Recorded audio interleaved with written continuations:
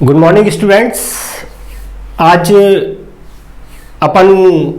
हम लोग सब मिलके जो कल डीपीपी मैंने 1 लिया था केमिस्ट्री का, उसका सॉल्यूशन करेंगे। और तरीका यही रहेगा, जो भी मैं आपको डीपीपी दूंगा अगले दिन मैं उसको आके सॉल्व कराऊंगा और आप अपनी गलतियां देखें कि हमने कहां गलतियां की हैं। बार बार मैं आपसे ये कह रहा हूं कि सेकंड ग्रेड के पेपर में बहुत लंबा चौड़ा सिलेबस है। आपको पुराने पेपर्स को ध्यान में रखते हुए स्ट्रेटेजी बनानी है कि मुझे क्या पढ़ना है, क्या नहीं पढ़ना। आपको फिजिक्स भी पढ़ना है, केमिस्ट्री भी पढ़ना है, बायोलॉजी भी पढ़ना है, जीके का पेपर भी तैयार करना है, साइकोलॉजी का भी करना है, टीचिंग मेथड भी करना है। तो सिलेबस छोटा मोटा नहीं है। और जो मैं आपको डीपीपी सॉल्व करवा रहा हूं, आप उनको ध्यान से देखें। क्लास के जो विद्यार्थी हैं वो ध्यान से देखें और देखें कि हमने कहां गलती की है। ये डीपीपी 1 है, इसके बाद अब आपका माइनर होगा। तो जितने एग्जाम्स आप देंगे उतनी ज्यादा आप में निखार आएगा और उतनी आपकी गलतियां सॉल्व होंगी। तो अपन स्टार्ट करते हैं। जैसा कि आपको विदित है, कल वाला जो डीपीपी था वो ये वाला डीपीपी था, जिसके अंदर मैंने आपको 20 क्वेश्चंस दिए थे और इनके अंदर पहले मैंने वो सारे क्वेश्चंस आपको डाले हैं जो सेकंड ग्रेड में अब तक पूछे गए हैं, फर्स्ट ग्रेड में पूछे गए हैं, एसीएफ में पूछे गए हैं। तो स्टार्ट करते हैं। कल का जो मेरा टॉपिक था परमाणु संरचना में, वो पहला टॉपिक का जो टेस्ट था वो क्वांटम संख्या और अफबाउ नियम पर था। क्योंकि आप मान के चले सेकंड ग्रेड के अंदर या फर्स्ट ग्रेड में अगर परमाणु संरचना में से कोई क्वेश्चन आना है तो वो क्वांटम संख्या या अफबाउ नियम पर आता है। तो देखते हैं क्वेश्चन नंबर 1। क्वेश्चन नंबर 1 है, निम्न में से कौन विभिन्न कोशों में इलेक्ट्रॉन के भरने के क्रम को समझाता है। मैंने जब थ्योरी पढ़ाई थी तब मैंने आपसे एक नियम की बात की थी और मैंने आपसे कहा था अफबाउ नियम।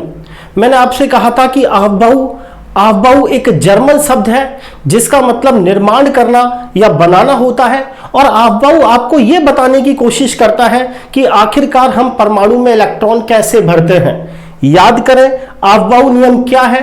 अफबाउ आपको यह कहता है कि जैसे मुझे किसी परमाणु में इलेक्ट्रॉन भरने हैं, आप खुद ही सोचें, आप इलेक्ट्रॉनिक विन्यास भरते हैं 1s2 2s2 2p6, तो आखिरकार ये किस आधार पर भरते हैं, आखिरकार परमाणुओं में इलेक्ट्रॉन के भरने का क्रम क्या होता है।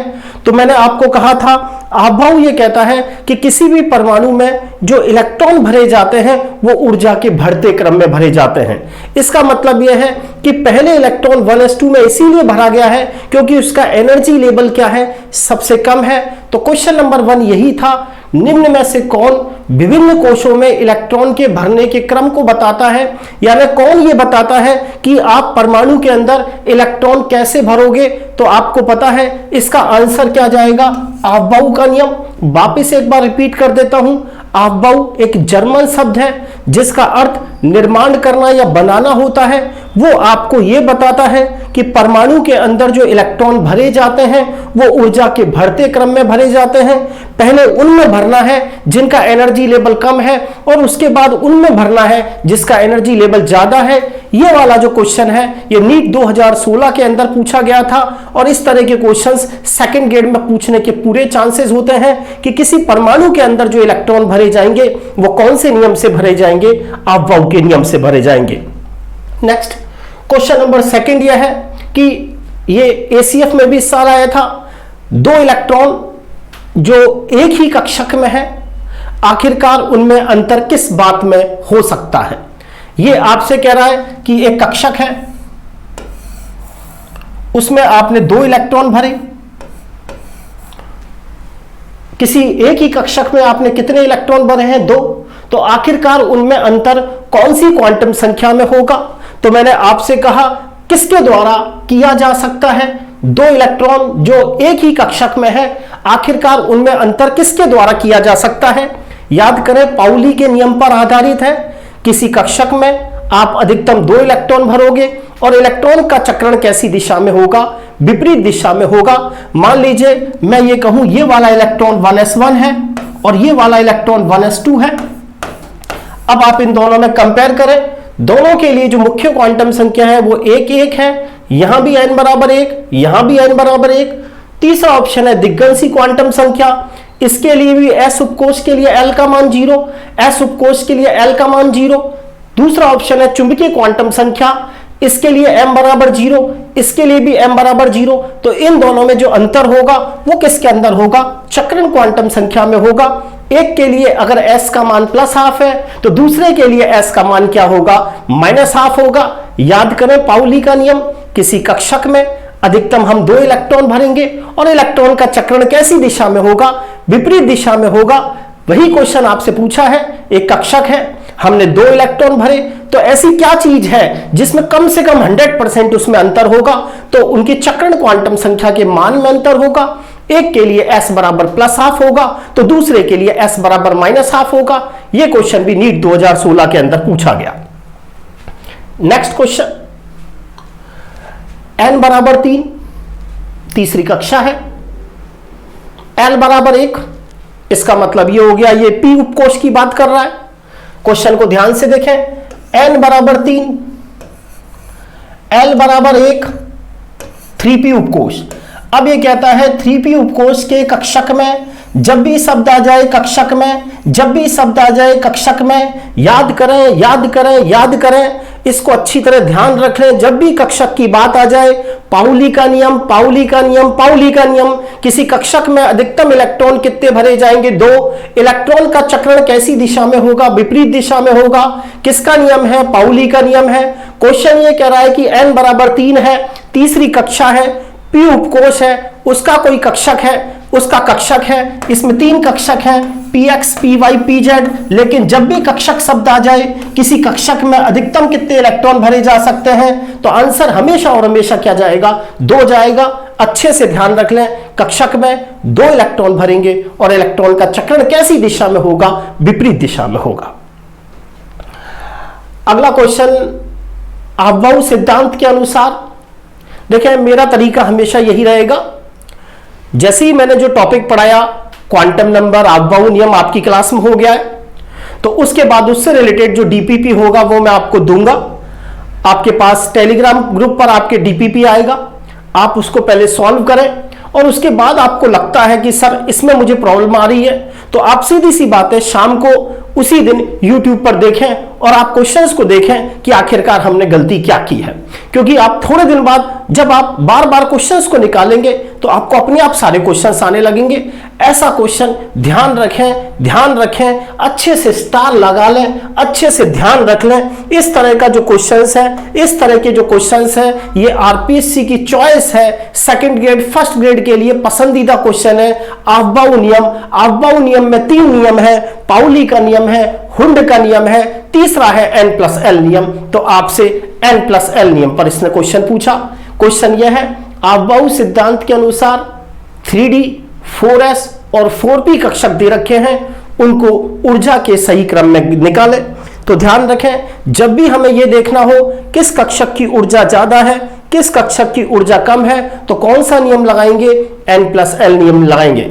याद करें, n+l नियम यह कहता है कि पहले इलेक्ट्रॉन उस कक्षक में जाएगा, उस उपकोष में जाएगा जिसके लिए n+l का मान कम है, और यदि किन्हीं 2 उपकोषों के लिए n+l का मान समान आने लग जाए तो जिसमें n का मान कम है उसमें इलेक्ट्रॉन आप क्या करोगे, पहले फिल करोगे।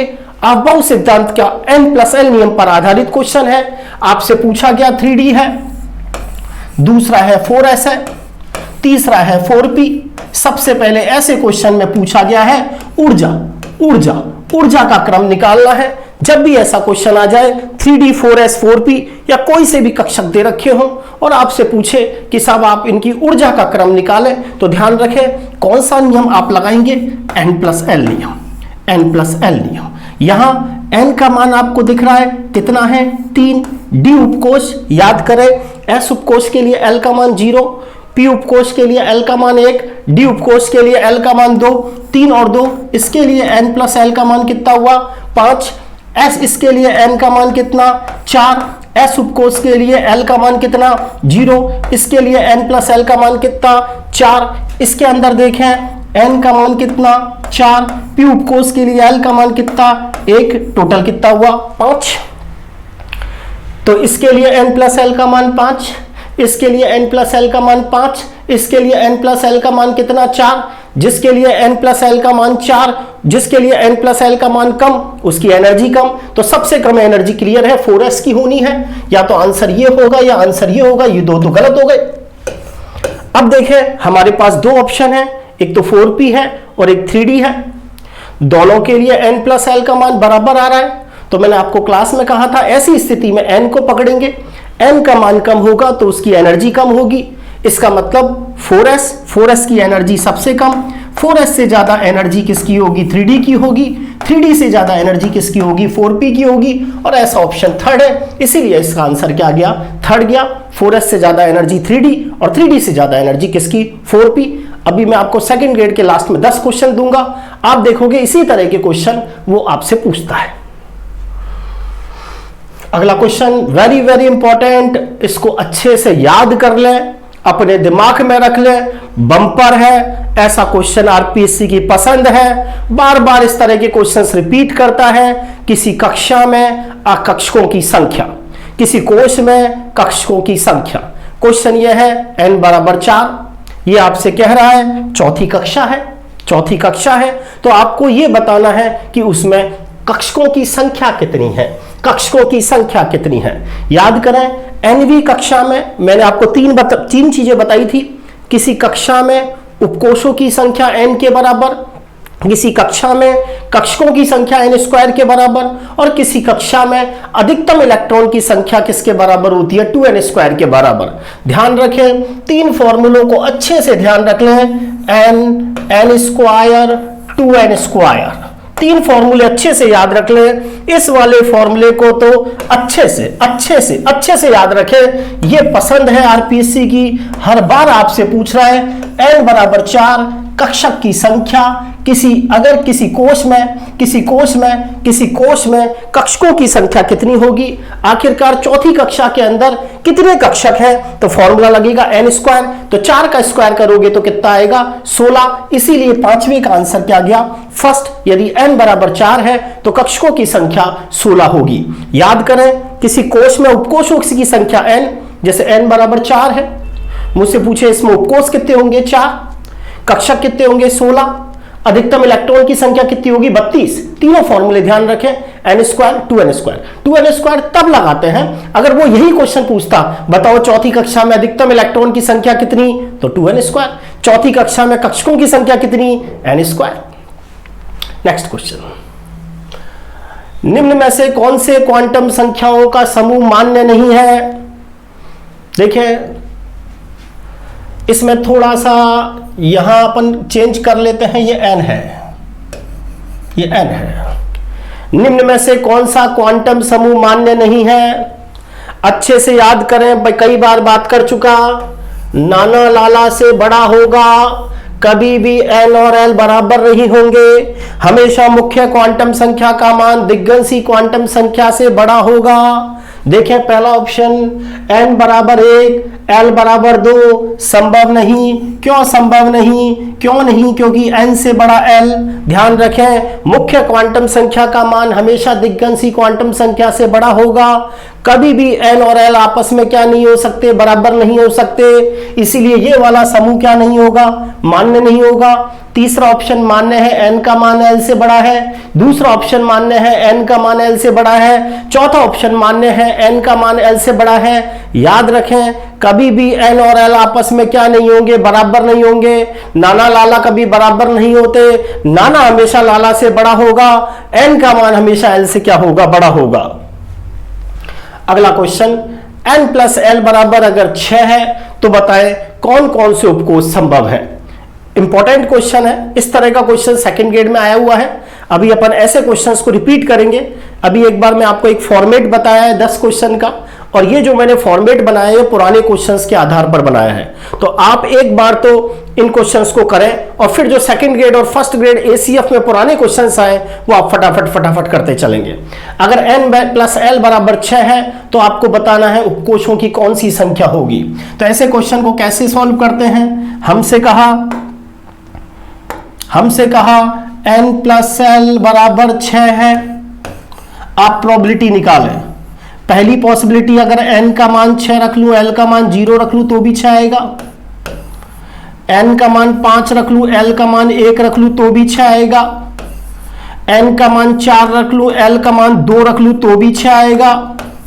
n का मान l से बड़ा, n का मान l से बड़ा, n का मान l से बड़ा, बताओ ये पॉसिबिलिटी संभव है क्या? नहीं है, क्योंकि n और l कभी भी बराबर नहीं हो सकते। n का मान किससे बड़ा होगा? l से बड़ा होगा। n प्लस l बराबर 6। देखें n का मान 6, l बराबर 0s उपकोष के लिए, यानी पहला उपकोष हुआ 6s, दूसरा उपकोष हुआ 5p, तीसरा उपकोष आपका कौन सा हुआ? 4d। तो इसका मतलब ये 3 उपकोष ऐसे हैं जिनके लिए n प्लस l का मान कितना होगा? 6। समझ में आ गया होगा। नेक्स्ट क्वेश्चन, वही क्वेश्चन जो मैं बार बार आपसे बोल रहा हूं, आपको n दे रखा है। मुख्य क्वांटम संख्या n से प्रदेशित ऊर्जा स्तर में कक्षकों की कुल संख्या होगी। अभी अभी बताया मैंने, nवीं कक्षा में कक्षकों की कुल संख्या निकालने का फॉर्मूला क्या होता है? n square. nवीं कक्षा में उपकोषों की संख्या n के बराबर, nवीं कक्षा में अधिकतम इलेक्ट्रॉन की संख्या 2n स्क्वायर के बराबर, nवीं कक्षा में कक्षकों की कुल संख्या किसके बराबर? n square. ध्यान रखिए, इस फॉर्मूले को मैं 3 बार इसीलिए बोल रहा हूं क्योंकि अब तक RPSC first grade, second grade में बार बार ये क्वेश्चन रिपीट हो रहा है। नेक्स्ट क्वेश्चन, कक्षक की आकृति से संबंधित कौन सी क्वांटम संख्या है? आपको 3 चीजें याद रखनी है। आकार से संबंधित क्वांटम संख्या यानी साइज के बारे में कौन बताता है? आंसर जाएगा मुख्य क्वांटम संख्या। और कभी भी वो आपसे कहे आकृति के बारे में आपको कौन बताता है, तो आंसर जाएगा दिग्गंसी क्वांटम संख्या। जब भी वो आपसे कहे साइज के बारे में कौन बताएगा? मुख्य क्वांटम संख्या। शेप के बारे में कौन बताएगा? दिग्गंसी क्वांटम संख्या। नेक्स्ट क्वेश्चन, यहां आपसे पूछा गया उपकोष में अधिकतम इलेक्ट्रॉन की संख्या। हमसे ये क्वेश्चन ये पूछा गया कि जैसे S उपकोष है तो आप उसमें अधिकतम S2 भरते हैं, P उपकोष में आप अधिकतम 6 भरते हैं, D उपकोष में अधिकतम 10 भरते हैं। तो किसी उपकोष में अधिकतम कितने इलेक्ट्रॉन भरे जाएंगे, इसको निकालने का क्या फॉर्मूला है? तो किसी उपकोष में अधिकतम इलेक्ट्रॉन की संख्या निकालने का फॉर्मूला है 2 ब्रैकेट में 2l + 1। फॉर्मूला होता है 4l + 2।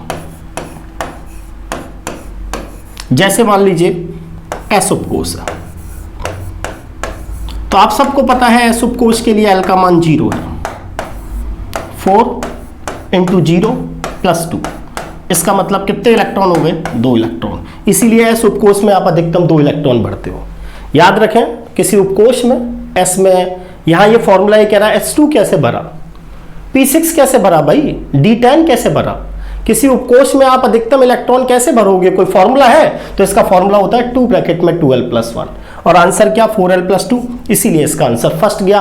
किसी उपकोष में अधिकतम इलेक्ट्रॉन की संख्या 4l + 2 है। ध्यान रखना, किसी कक्षा में अधिकतम इलेक्ट्रॉन की संख्या 2n स्क्वायर है। यहाँ कोष नहीं उपकोष पूछा गया है। खुद ही सोचे, S में S2 कैसे आया, P उपकोष में 6 कैसे भरा, D10 कैसे भरा, F14 कैसे भरा। आखिरकार इसका फॉर्मूला क्या है? फॉर्मूला है 4l + 2। इस तरह का क्वेश्चन इसीलिए दिया, अभी समझ में आ जाएगा। ऐसा क्वेश्चन भी सेकंड ग्रेड में आया हुआ है।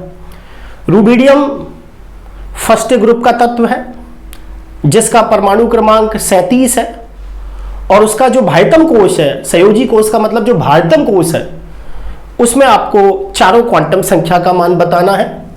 रूबिडियम आपको पता है hydrogen, lithium, sodium, potassium, rubidium. इसका विन्यास 1s1, इसका विन्यास 2s1, इसका विन्यास 3s1, इसका विन्यास 4s1 और रूबिडियम का जो विन्यास होता है, भायतम कोश का जो विन्यास होता है वो होता है 5s1। रूबिडियम आपको पता होगा वर्ग में, hydrogen, lithium, sodium, potassium, rubidium वर्ग में है। हाइड्रोजन का विन्यास 1s1, लिथियम का 2s1, सोडियम का 3s1, पोटेशियम का 4s1, रूबिडियम का 5s1। 5s1 है, दिख रहा है। यहाँ n का मान कितना होगा? 5। मुख्य क्वांटम संख्या का मान 5, ये गलत। S उपकोष के लिए l का मान कितना होता है? 0, ये गलत। ये गलत, कंफर्म आंसर यही होगा। n बराबर 5, l बराबर 0, m का मान s कक्षक के लिए 0 और s का मान कितना +½ क्योंकि यहां एक इलेक्ट्रॉन की बात हो रही। अगला क्वेश्चन, ये वाला क्वेश्चन लास्ट ईयर कंपटीशन में पूछा गया था, जो लैब असिस्टेंट का एग्जाम था उसमें प्रीवियस ईयर्स में पूछा कि किसी कक्षा के अंदर जैसे तीसरी कक्षा में इलेक्ट्रॉन घूम रहा है तो आप कोणीय संवेग कैसे निकालेंगे। तो मैं आपको फॉर्मूला बता चुका हूं। किसी कक्षा में इलेक्ट्रॉन का जो कोणीय संवेग निकालने का फॉर्मूला होता है वो होता है mvr बराबर nh/2π। mvr बराबर nh/2π। यहाँ कौन सी कक्षा ये कह रहा है, तीसरी कक्षा, तो यहाँ n का मान 3 रख देंगे, आंसर हो जाएगा 3h/2π। यानी तीसरी कक्षा के अंदर इलेक्ट्रॉन का कोणीय संवेग निकालने का जो फॉर्मूला होगा वो क्या होगा, 3h/2π। अब जो क्वेश्चंस हैं वो क्वेश्चंस हैं जो आरपीसी ग्रेड सेकंड में आए, 2015 में आया, हाल में ही एसीएफ 2021 में ये क्वेश्चन आया। सोडियम है, उसका अंतिम इलेक्ट्रॉन है, उसके लिए N, L, M और S के मान बताने हैं।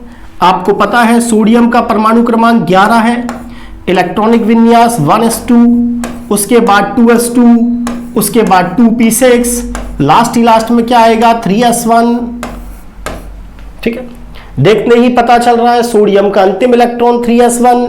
बताएं n का मान कितना होगा, 3 3 3 3। ठीक है, s उपकोष के लिए l का मान कितना, 0। आंसर यही होना है। ये गलत, ये गलत, ये गलत। समझ में आ गया होगा। मैंने रूबिडियम वाला ऑप्शन इसीलिए लिया था क्योंकि सेकंड ग्रेड में इस तरह का क्वेश्चन आया हुआ है। सोडियम के अंतिम इलेक्ट्रॉन के लिए n का मान 3, l का मान 0, s कक्षक के लिए m का मान 0, s बराबर क्या होगा +½ वेरी वेरी इंपॉर्टेंट क्वेश्चन। ऐसा क्वेश्चन पुरानी पीएमटी में आया हुआ है। नाइट्रोजन परमाणु में 3 अयुग्मित इलेक्ट्रॉन पाए जाते हैं, इसकी पुष्टि कौन सा नियम करता है। आंसर जाता है हुंड का नियम। आरपीएससी सेकंड ग्रेड में क्वेश्चन पूछा गया, फास्फोरस जो 15 है उसके अंदर 3 अयुग्मित इलेक्ट्रॉन पाए जाते हैं, इसकी पुष्टि कौन से नियम से होती है। हुंड का नियम। याद करें हुंड का नियम।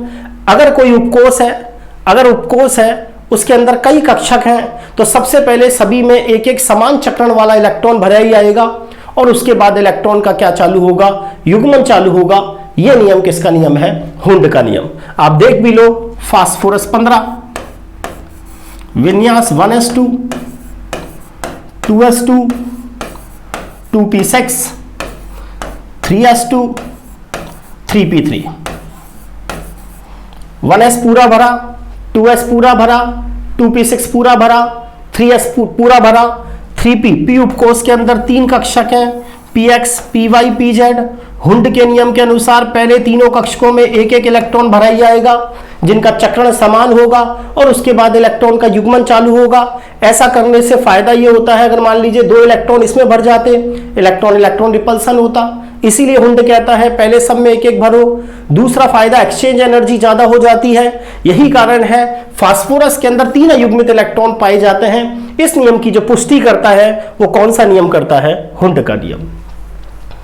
वही क्वेश्चन बार बार मैंने आपको भी रटाया था। अगर n बराबर 5 हो तो बताएं 5वीं कक्षा में कक्षकों की संख्या कितनी होगी। सेकंड ग्रेड 2016 में पूछा गया, फर्स्ट ग्रेड में भी ये क्वेश्चन पूछा गया, इसीलिए उस क्वेश्चन को मैंने बार बार रिपीट किया।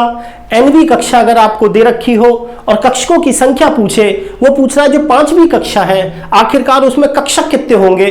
फॉर्मूला n², 5 का स्क्वायर करोगे तो कितना आएगा 25। इसीलिए आंसर क्या रहा, चौथा रहा। अगला क्वेश्चन, किसी कक्ष में अधिकतम इलेक्ट्रॉन की संख्या कैसे निकालेंगे। फर्स्ट ग्रेड 2014 वो कह रहा है कि जैसे पहली कक्षा है, आप इसमें अधिकतम कितने इलेक्ट्रॉन भरते हो, 2। तो किसी कक्षा में आप अधिकतम इलेक्ट्रॉन कैसे भरोगे, इसको निकालने का जो फॉर्मूला है वो कौन सा है, तो आपको पहले ही बता चुका। इसका जो फॉर्मूला है वो कौन सा फॉर्मूला है, 2n²। याद करें, अंतर याद कर लें। अगर वो हमसे पूछे किसी कक्षा में अधिकतम इलेक्ट्रॉन की संख्या कैसे निकालोगे, 2n², लेकिन वो कहे यहां मतलब है पहली कक्षा में कितने अधिकतम इलेक्ट्रॉन भरोगे, दूसरी कक्षा में कितने भरोगे, तीसरी कक्षा में कितने भरोगे, लेकिन वो कहे किसी उपकोष में अधिकतम इलेक्ट्रॉन की संख्या कैसे निकालोगे, तो आपके पास जो फॉर्मूला है वो लगेगा 4l+2। क्या लगेगा, 4l+2। नेक्स्ट क्वेश्चन देखें। वही आपवाऊ के नियम पर आधारित लास्ट ईयर के सेकंड ग्रेड में आया हुआ कक्षकों के भरने के लिए कौन सा क्रम सही नहीं है।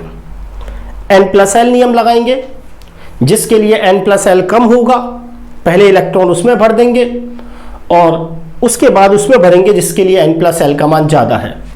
एक एक को चेक करना पड़ेगा। सबसे पहले फर्स्ट ऑप्शन देखते हैं 5d, 6p, 7s। इसके लिए n+l 5 + 2 7, 6 + 1 7, 7 + 0 7।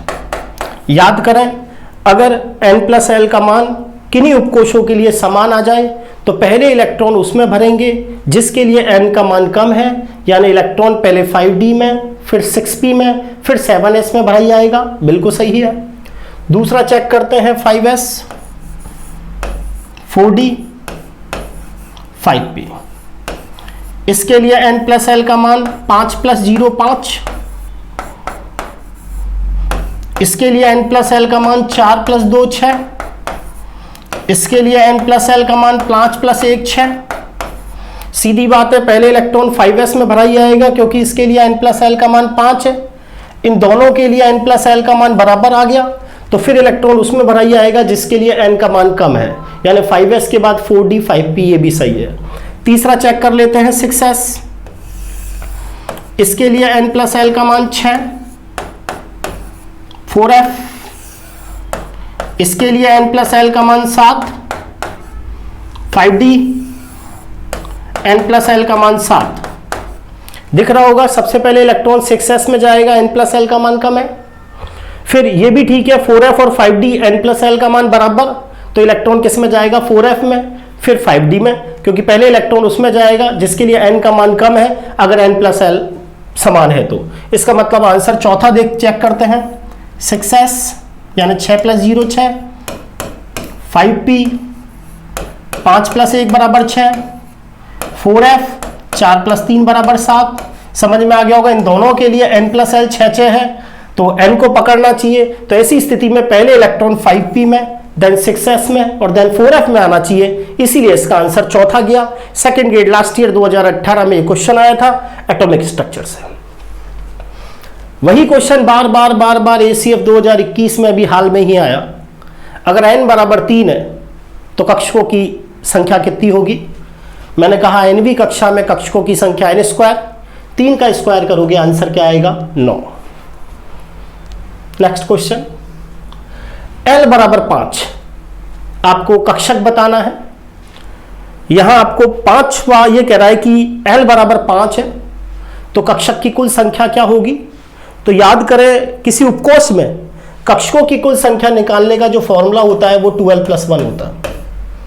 इसका मतलब 2 × 5 + 1 = 11। आंसर 11 होगा। वापस देखें, l = 5। आपको पता होगा दिग्गंसी क्वांटम संख्या हमको उपकोषों की जानकारी देती है। यह कहता है ऐसा कोई उपकोष है जिसके लिए l का मान 5 है, तो आपको बताना उस उपकोष में कक्षक कितने होंगे। तो किसी उपकोष में कक्षकों की संख्या निकालने का जो फॉर्मूला होता है वो 12 + 1 है। यह कहना चाह रहा है कि जैसे p उपकोष है तो उसमें px, py, pz 3 कक्षक है, तो आपने कैसे निकाला? तो किसी उपकोष में कितने कक्षक हैं उसको निकालने का फॉर्मूला 12 + 1 है। यहां कह रहा है कि l = 5 है, कोई उपकोष है जिसके लिए l = 5 है, तो कक्षक कैसे निकालोगे? तो 12 + 1, तो आंसर कितना जाएगा, 11 जाएगा। अगला क्वेश्चन, l = 4 किसको प्रदर्शित करता है? हर उपकोष के लिए कोई ना कोई l का मान होता है। s उपकोष के लिए l का मान 0, p उपकोष के लिए l का मान 1, d उपकोष के लिए l का मान 2, f उपकोष के लिए l का मान 3 और g उपकोष के लिए l का मान कितना होता है, 4। इसीलिए जो इसका आंसर है वो क्या जाएगा, इसीलिए इसका आंसर जाएगा g उपकोष। g उपकोष के लिए l का मान क्या होता है, 4 होता है। उम्मीद करता हूं क्वांटम संख्या और अबव नियम से संबंधित बनने वाले जो क्वेश्चंस हैं वो आपके समझ में आ गए होंगे। और मैं स्टूडेंट्स से उम्मीद करता हूं कि अगर उनको NM क्लासेस का ये चैनल पसंद आ रहा है तो आप ज़्यादा से ज़्यादा इस चैनल को लाइक करें, ज़्यादा से ज़्यादा सब्सक्राइब करें और ज़्यादा से ज़्यादा शेयर करें ताकि लड़कों को ज़्यादा से ज़्यादा फायदा हो। साथ ही साथ मैं आपको वापस रिपीट कर रहा हूं कि NM क्लासेस का ऐप स्टार्ट हो गया है। n.m आपको देखना है, n.m क्लासेस, NM क्लासेस का ऐप आपको देखना है, प्ले स्टोर पर मिल जाएगा। ध्यान रखें, मोनोग्राम आपको पता है NM क्लासेस का कौन सा है, उसको ध्यान रखें और इस ऐप को डाउनलोड करें। और इसके अंदर आप देखेंगे सेकंड ग्रेड और फर्स्ट ग्रेड की क्लासेस स्टार्ट करने का अनाउंसमेंट है, आप देखें और उसके बाद क्लासेस को ज्वाइन करें। साथ ही साथ मैंने कुछ ऑब्जेक्टिव्स के वीडियो भी इसके अंदर डाले हैं, वो आप देखें। वो पुराने वीडियोस हैं, कुछ नए वीडियो भी हैं, कुछ पुराने वीडियोस भी हैं, जिससे आपको ये पता लग जाएगा कि सर की स्टाइल क्या है पढ़ाने की, सर की शैली क्या है। Thank you. और वापस स्टूडेंट से यही कहूंगा, ज्यादा से ज्यादा चैनल को शेयर करें, ज्यादा से ज्यादा लाइक करें। थैंक यू आज के लिए।